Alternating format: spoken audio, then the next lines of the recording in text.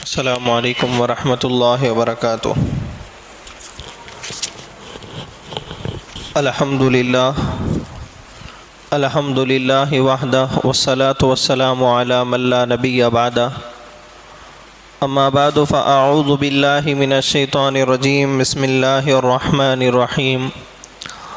ولا تہنوا فی ابتغاء القوم ان تکونوا تعلمون فانہم یعلمون کما تعلمون۔ صدق اللہ العظیم۔ اللہم صلی علی سیدنا محمد وعلی آل سیدنا محمد وبارک وسلم۔ اللہم صلی علی سیدنا محمد وعلی آل سیدنا محمد وبارک وسلم۔ اللہم صلی علی سیدنا محمد وعلی آل سیدنا محمد وبارک وسلم۔ محترم بزرگوں اور دوستو،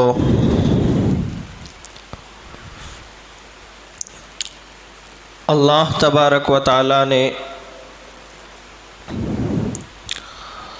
قیامت تک آنے والے انسانوں کی کامیابی دین اسلام کے اندر رکھی ہے۔ دین اسلام ہی وہ واحد مذہب ہے جو انسان کو دنیا اور آخرت دونوں طرف سرخروئی عطا فرمائے گا۔ حضرات انبیاء علیہ السلام 1.25 لاکھ کے قریب آئے، سب کا مشن اور مقصد اسلام ہی تھا۔ کسی نبی کی دعوت اسلام سے ہٹ کر نہیں تھی، لیکن اگر ہم تاریخ پڑھیں گے، اسلامی تاریخ کا مطالعہ کریں گے، حضرت آدم علیہ السلام سے لے کر جناب محمد الرسول اللہ صلی اللہ علیہ وسلم کی پاک ہستی تک جتنے انبیاء علیہ السلام آئے تھے، حق کی دعوت لے کر، تو ان کو ضرور بھی ضرور کسی نہ کسی باطل سے ٹکراؤ کرنا پڑا۔ کسی بھی نبی کی تاریخ ایسی نہیں ملتی کہ وہاں کے لوگ حق کے راستے پر چلنے والے تھے اور باطل کی طرف سے رکاوٹیں نہ ڈالی گئی ہو۔ ایسا کسی پیغمبر کی سیرت اور تاریخ میں یہ بات نہیں ملتی۔ شروع اسلام کا زمانہ دیکھیے، جناب محمد رسول اللہ صلی اللہ علیہ وسلم کی بعثت سے لے کر آج تک 1450 سال کی مسلمانوں کی ایک بڑی اور لمبی تاریخ ہے۔ اگر ہم امت مسلمہ کی اس تاریخ کا بھی مطالعہ کریں گے تو ہم کو بھی، چاہے وہ صحابہ کا زمانہ ہو، تابعین کا زمانہ ہو، یا تبع تابعین کا زمانہ ہو، یا بزرگان دین اولیاء اکرام کا زمانہ ہو، جب یہ لوگ اسلام کی حق دعوت کو لے کر نکلے، ان کو کسی نہ کسی باطل سے ضرور ٹکرانا پڑا۔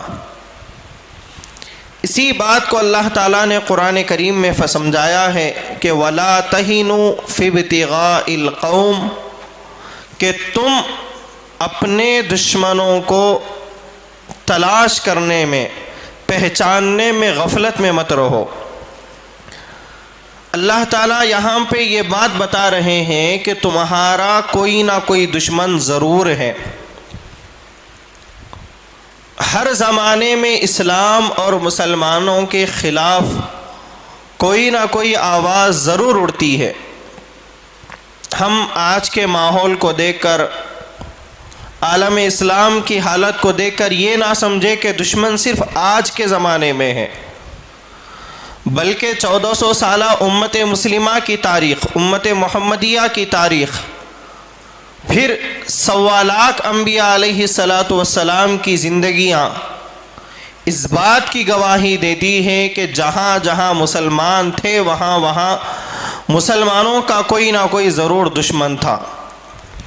اسی لیے اللہ تعالیٰ نے ہمیں صاف طور پر یہ بات بتائی کہ تمہارا کوئی نہ کوئی دشمن ضرور ہے، تم اس کو تلاش کرنے میں غفلت میں مت رہو۔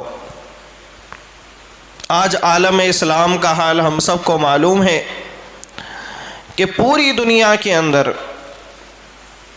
ایک ہوا چل رہی ہے اسلام کو بدنام کرنے کی، مسلمانوں کو بدنام کرنے کی۔ کسی طریقے سے ہر ملک کے اندر کسی نہ کسی بہانے سے اسلام اور مسلمانوں کو ختم کرنے کی سازشیں ہو رہی ہے۔ بعض ممالک میں ختم بھی کیا جا چکا ہے اور بعض ممالک میں سازشیں چل رہی ہے۔ یہ سب باتیں ہم کو معلوم ہے، لیکن آج ہم کو سمجھنا یہ ہے کہ ہمارا دشمن کون ہے یہ ہم کو معلوم ہے۔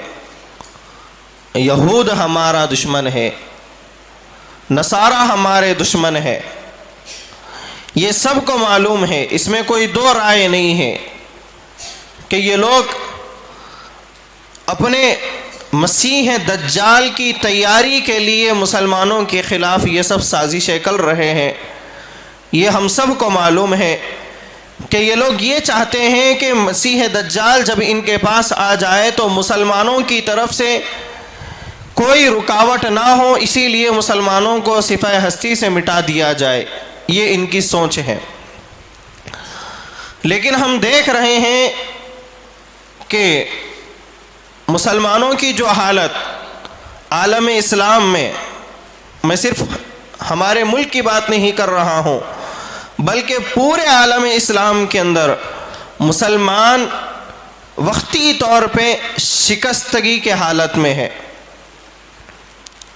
ہر طرف جو ہے نا امیدی، مصیبتیں دن بدن بڑھ رہی ہے، حالات اور زیادہ خراب ہو رہے ہیں اور زیادہ خراب ہو رہے ہیں۔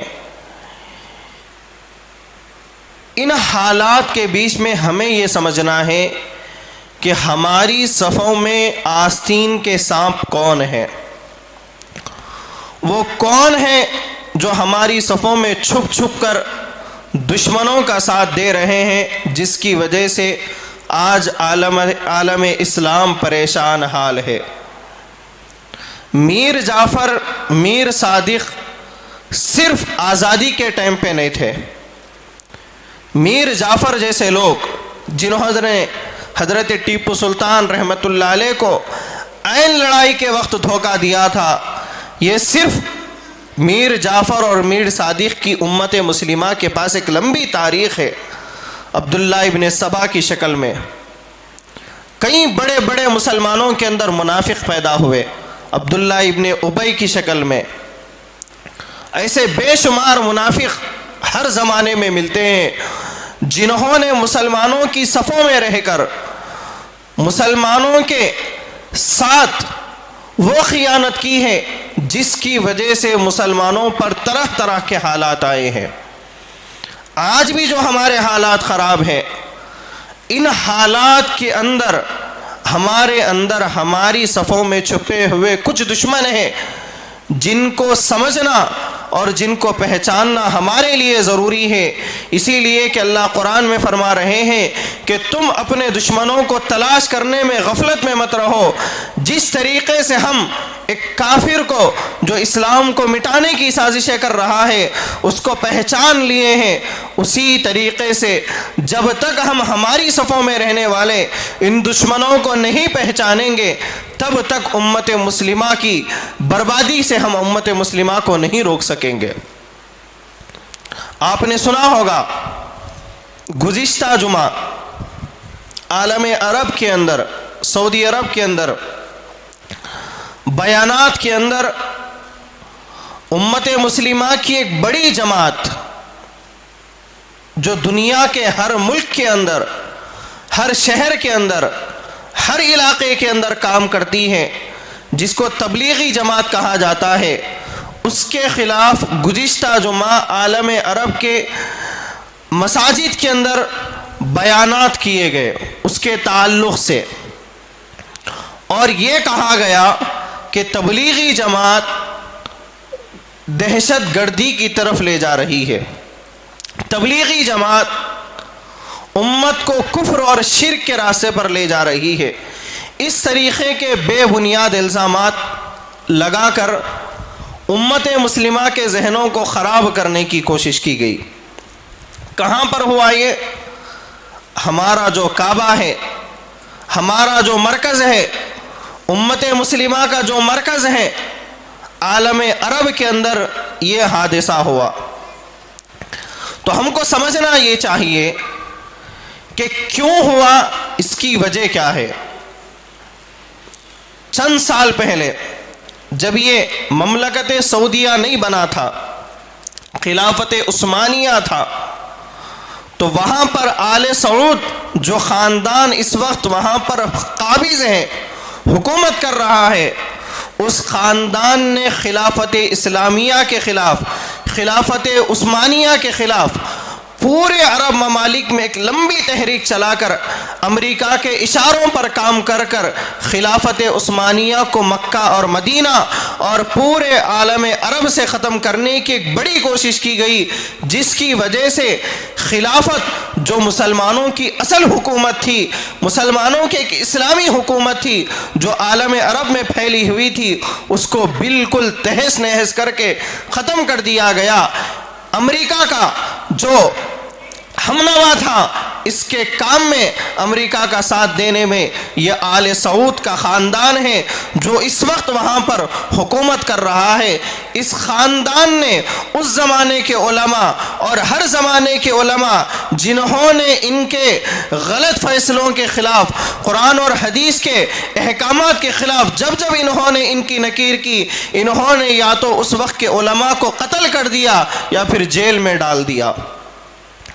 تبلیغی جماعت پر پابندی کی جو بات گزشتہ جمعہ کہی گئی، یہ پہلی جماعت نہیں ہے، بلکہ ہر وہ جماعت جو مسلمانوں کے لیے کام کرنے والی جماعت ہے، جو امت مسلمہ کی ترقی کی طرف لے جانے والی جماعت ہے، اس جماعت کو اس حکومت نے ہر زمانے میں جو ہے بینڈ کیا۔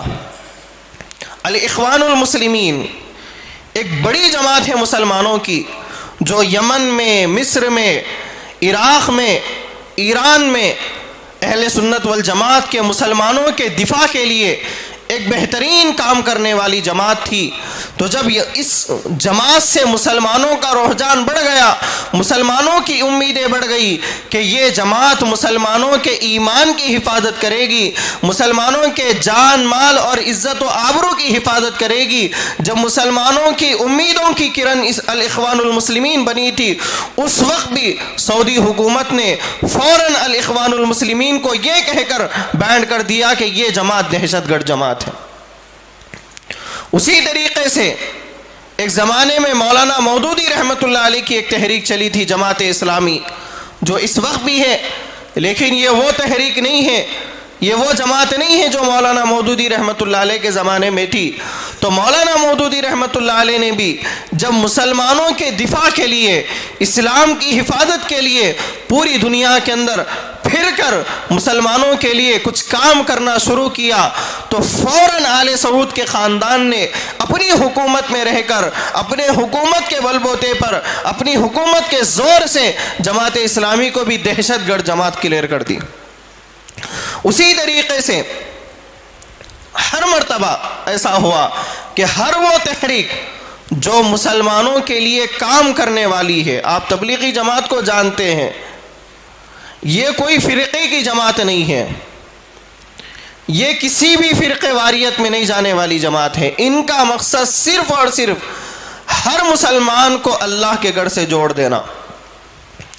آپ ان کے مشوروں میں دیکھیے، ان کے بڑے بڑے اجتماعات میں دیکھیے، ان کے بڑے بڑے مرکزوں میں جا کر دیکھیے، دنیا بھر کے مراکز کو پھریے، تبلیغی جماعت کا کام صرف ایک ہی مقصد ہے کہ مسلمانوں کا جو رشتہ اللہ کے گھر سے کمزور ہو گیا اس رشتے کو کیسے جوڑ دیا جائے۔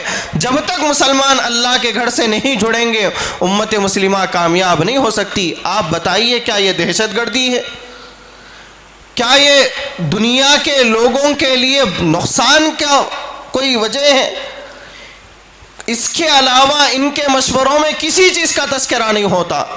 یہ لوگ 3 دن لگاتے ہیں، 40 دن لگاتے ہیں، 4 مہینے نکلتے ہیں، خواتین کو نکالتے ہیں، صرف ایک ہی کام، ایک ہی دن ان کے اندر لگی ہوئی رہتی ہے کہ میں میری نماز کیسی صحیح کر لوں اور میرے ایمان والے بھائی کی نماز کیسی صحیح کر لوں، میں میرے اندر ذکر کا پابند کیسا بن جاؤں، ایمان والے اور بھی بھائیوں کو ذکر کا پابند بن جاؤں۔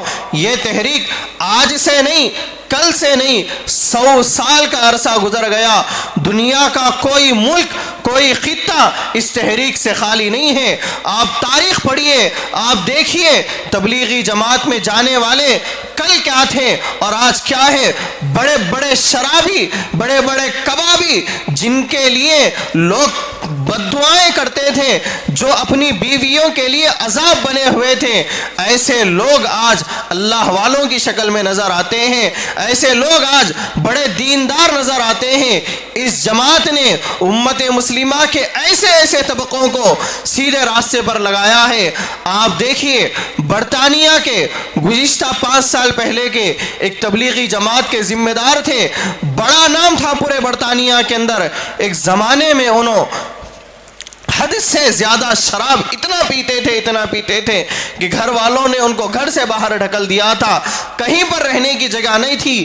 اس جماعت نے ایسے انسان کو جس کے لیے کوئی ٹھکانہ نہیں تھا، اللہ کے گھر کو لے آ کر اس کے اوپر محنت کی کہ آج اس شخص نے ایک بڑے ملک کو سنبھال کر رکھا تھا۔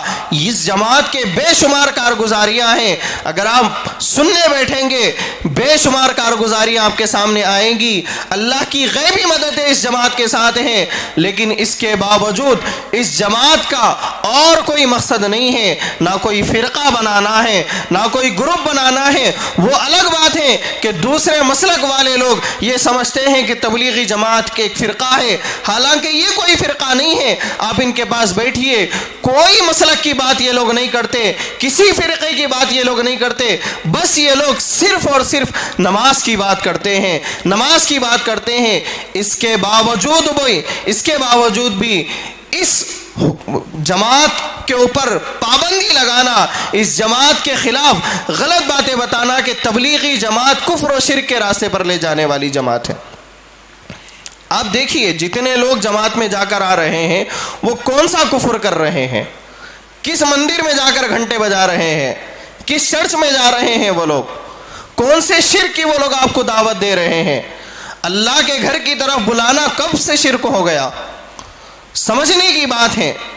ایک ایسی مخلص جماعت جن کا مسلمانوں کے ساتھ اخلاص کے علاوہ اور کوئی رشتہ نہیں ہے، اس جماعت پر پابندی لگانا امت مسلمہ کے لیے ایک بڑا سبق ہے کہ اے مسلمانوں حرم کو بچا لو، حرم خطرے میں ہے۔ یہ ہمیں سبق مل رہا ہے۔ یہ بہت ساری باتیں ہیں، ابھی بتانے کے لیے وقت نہیں ہے۔ آل سعود کے جو کارنامے ہیں اگر وہ بیان کیے جائیں گے تو امت مسلمہ کے دل چھنی ہو جائیں گے۔ کیا کیا کیا جا رہا ہے آج اپنی حکومت کے زور پر۔ آج مکہ اور مدینہ یہود و نصارہ کے قبضے میں آ چکا ہے۔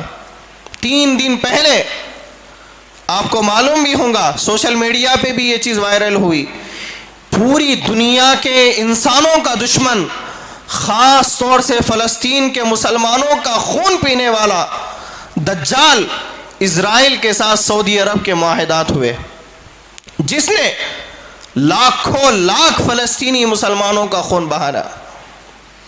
اور اس کے ساتھ 1 ہفتہ پہلے فرانس کا جو پریزیڈنٹ ہے، ہم سب کو معلوم ہے کہ ہر چند دنوں کے بعد فرانس کے اندر نبی صلی اللہ علیہ وسلم کی گستاخی کی جاتی ہے۔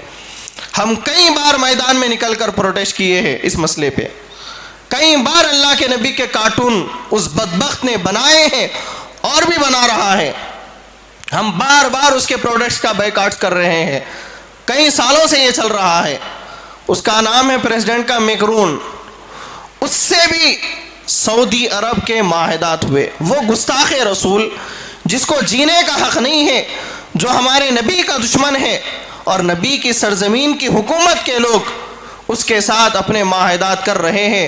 تو ہمیں سمجھنا چاہیے کہ امت مسلمہ کا جو مرکز ہے، اللہ کے نبی صلی اللہ علیہ وسلم نے کہا تھا کہ قرب قیامت کے اندر دجالی سازشیں مکہ اور مدینے میں داخل ہوں گی۔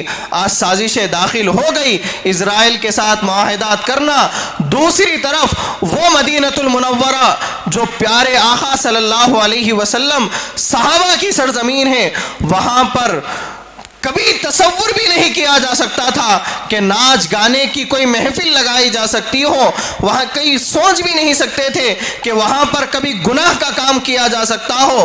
وہ پیاری زمین جس پر صحابہ کے قدم پڑے ہیں، جس پر آقا کی محنتیں لگی ہیں، آج اس سرزمین پر فلم ٹاکیز کھولنے کی پلاننگ چل رہی ہے، کام شروع کیا جا رہا ہے۔ تو سمجھنے کی بات ہے کہ امت مسلمہ کا جو مرکز ہے وہ کتنے خطرے میں آ چکا ہے۔ آپ دیکھے ہوں گے ہمارے ملک کا ایک ناچنے والا ایکٹر وہاں پر جا کر ناچ کر آیا ہے عالم عرب کے اندر۔ ہم تصور بھی نہیں کر سکتے تھے کہ عالم عرب کے اندر ایسا ہو سکتا تھا۔ تو بڑا حساس مسئلہ ہے، ہمیں سمجھنے کی ضرورت ہے۔ آج ہماری صفوں میں آستین کے سانپ بہت چھپے ہوئے۔ اس حکومت نے، آل سعود کی حکومت نے بہت مرتبہ مسلمانوں کو فرقوں میں بانٹنے کی کوشش کی۔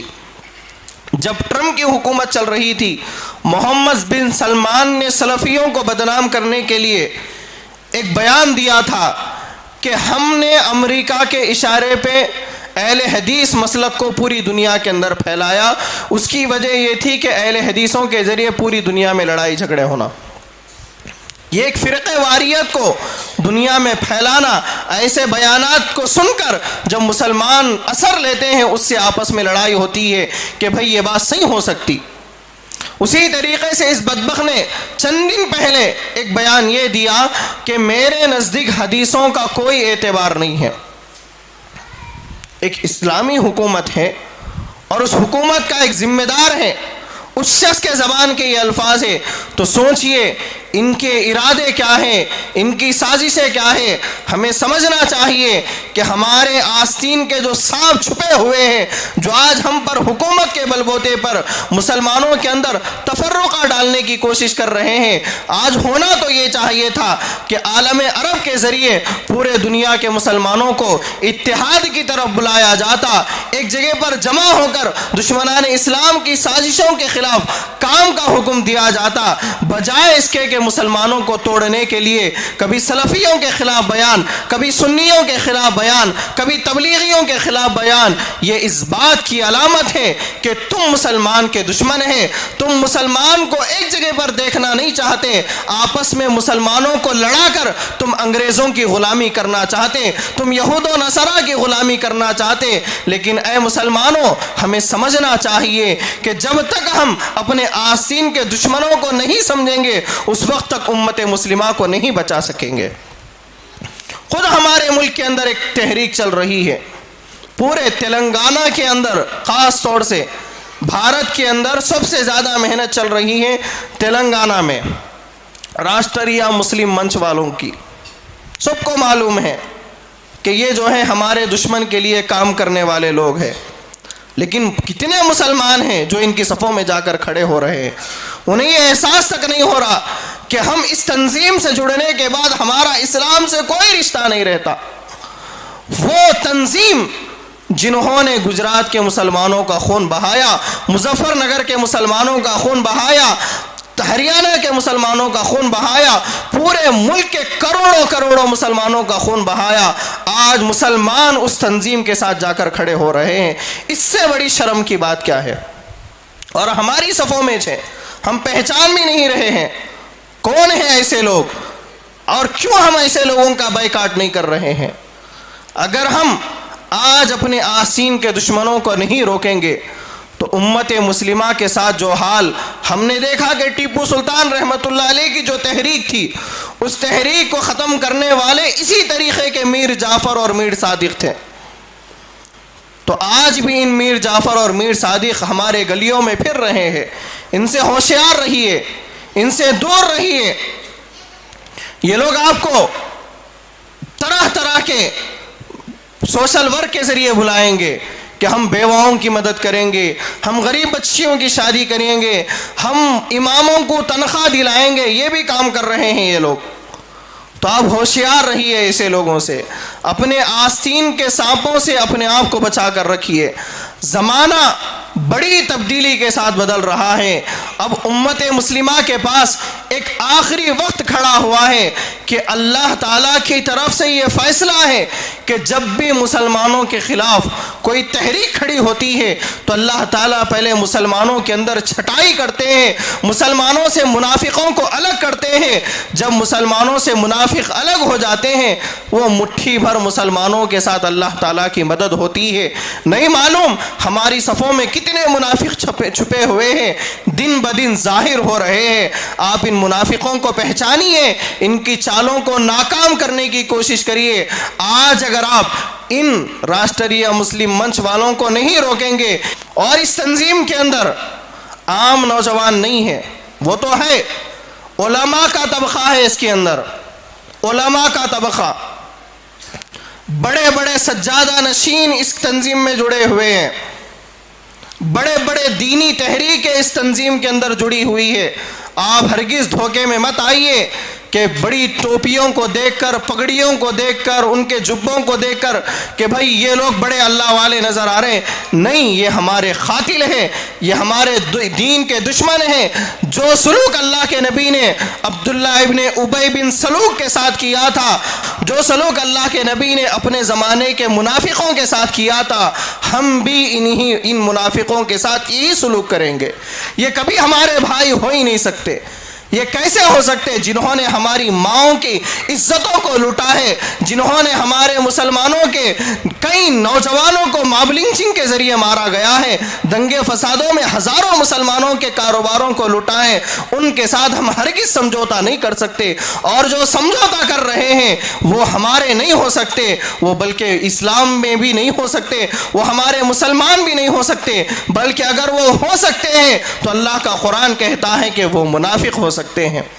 آج کے زمانے میں اگر آپ کو کوئی مسلک کی طرف بلا رہا ہے، مسلک پرستی کی طرف بلا رہا ہے، تو آپ اس کی دعوت کو ہرگز مت مانیے کہ آج امت مسلمہ مسلکوں میں بٹنے کا وقت نہیں ہے. حالات بہت خراب ہیں. یہ سازش چل رہی ہے دشمن کی کہ مسلمانوں کو آپس میں لڑا لڑا کر اتنا کمزور کر دو کہ مسلمان دشمن کے خلاف کچھ کر ہی نہ سکے. آپ اپنے مسلک پر رہیے، دوسروں کے مسلک کو ڈسٹرب مت کریے. لیکن اگر کوئی عالم آپ کو لمبی پگڑی بن کر، لمبا جبہ پہن کر کسی مسلک کے خلاف کہتا ہوا نظر آتا ہے، آپ اس کی زبان کو روک دیجئے کہ حضرت حالات وہ نہیں ہیں. یہی سازش عالم عرب کے مسلمانوں کے ذریعے پوری دنیا میں چلائی جا رہی ہے کہ تبلیغی جماعت ایسی ہے، سلفی جماعت ایسی ہے. یہ ایک بڑی سازش ہے کہ مسلمانوں کو مسلکوں میں جب بانٹ دیا جاتا ہے، آپ دیکھیں گے ہندوستانی مسلمان مسلکوں میں بٹنے کی وجہ سے آزادی کے بعد سے لے کر اب تک ہم لوگ اگر کسی سے لڑے ہیں تو آپس میں لڑے ہیں کہ تبلیغی لڑتے ہیں اہل حدیثوں سے، اہل حدیث لڑتے ہیں تبلیغیوں سے، پھر یہ دونوں میں لڑتے ہیں سنیوں سے. یہ آپس کی لڑائی اتنی ہوئی کہ ہم کامیابی کے اس درجے پر پہنچ چکے ہیں. ایجوکیشن میں زیرو، بزنس میں زیرو، پولیٹیکل پاور بالکل زیرو، کچھ بھی نہیں ہے ہمارے پاس، میڈیا ہمارے پاس نہیں ہے. آپ ایک ڈیموکریٹک کنٹری کے اندر رہ رہے، ایک سیکولر ملک کے اندر رہ رہے، میڈیا ایک بڑی طاقت تھی. کتنے چینل ہیں آپ کے؟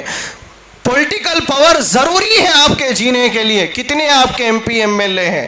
اسی طریقے سے ایجوکیشن آپ کی نسلوں کو بچانے کا ذریعہ ہے. کتنا ہے آپ کے پاس ایجوکیشن؟ بزنس آپ کی قوم کا سرمایہ ہے. کتنے ہیں آپ کے پاس بزنس مین؟ بتائیے. یہ کیوں 0 پہ ہم آگے ٹھہرے ہوئے ہیں؟ اس کی وجہ یہ ہے کہ آپس کی لڑائیاں ہیں.